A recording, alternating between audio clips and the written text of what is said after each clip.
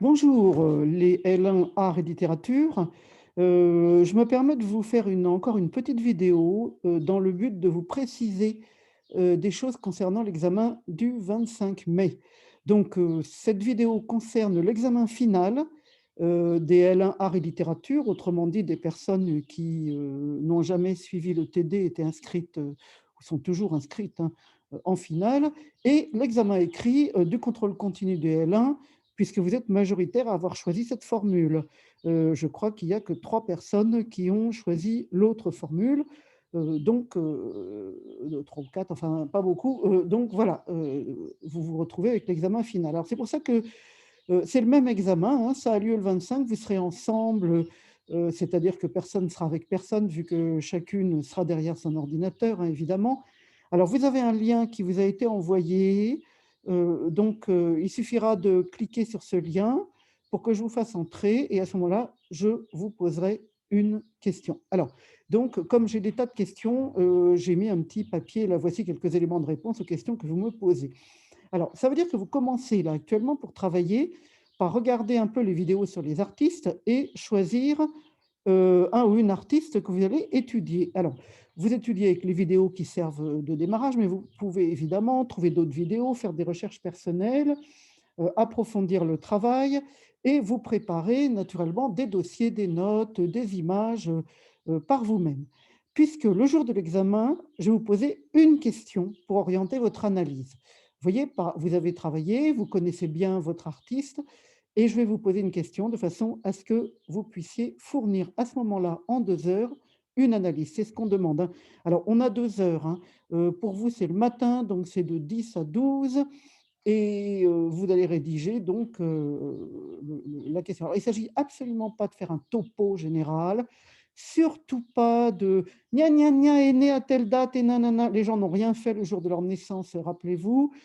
Pas de biographie, pas de perte de temps, pas de généralité. Il s'agit de faire un travail résolument orienté, orienté par la question.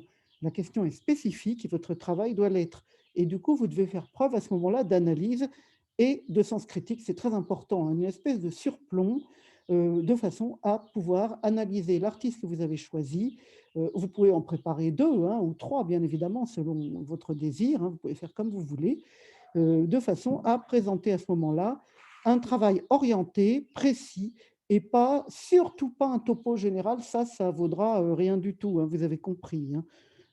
Donc j'ai bien mis, ça doit être un travail personnel, pas une ressucée, donc surtout pas de couper-coller. Alors il faut savoir, j'ai été étonnée d'avoir à le préciser aux licences, vous, vous avez moins de problèmes manifestement que, tout plagiat est éliminatoire. Alors qu'est-ce que ça veut dire, cette histoire? Parce que peut-être vous ne comprenez pas tout simplement. Alors on ne recopie pas sur internet, c'est-à-dire qu'évidemment, on peut aller sur internet pour chercher de la documentation, on peut prendre des notes sur un papier à côté. Quand on lit sur internet quelque chose, on peut se noter des choses pour soi-même.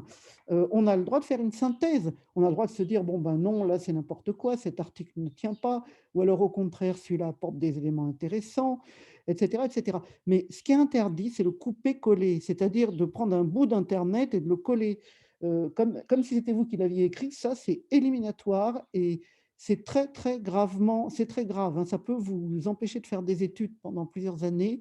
Vous pouvez passer en conseil de discipline, vous pouvez avoir des zéros éliminatoires. C'est vraiment la chose à ne pas faire, hein. C'est la grosse bêtise, hein, de faire ça.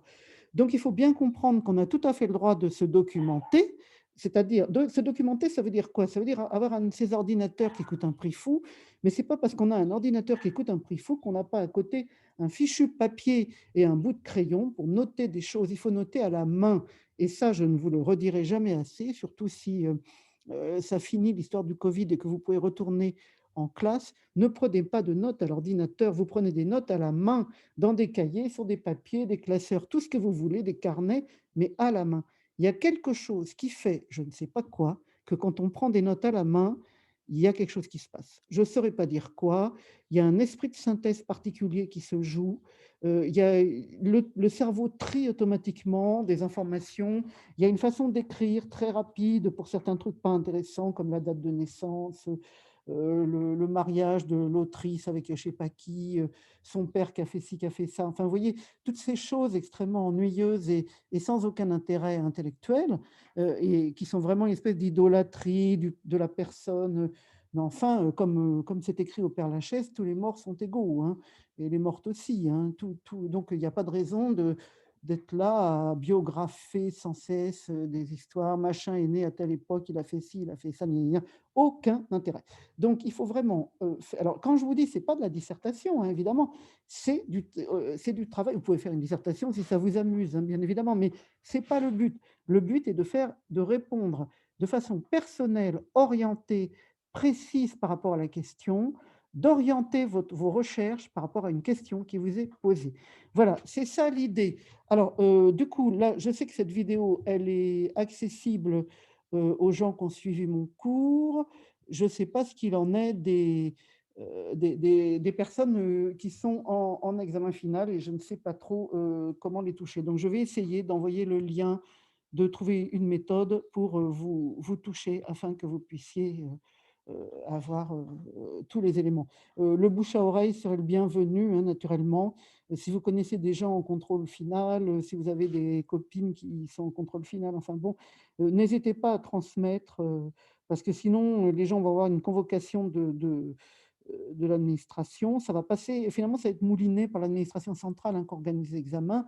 Donc vous allez avoir une convocation et puis après, vous ne saurez pas quoi faire. Donc je vais essayer de voir si c'est possible de mettre un lien à cette vidéo dans la convocation. Enfin, je vais essayer de me débrouiller et sinon de transmettre des éléments, au secrétaire, du département. Voilà, bon courage et puis à bientôt, et on se retrouve donc, le 25 mai au matin. Bon courage pour vos révisions et bonne fin de vacances.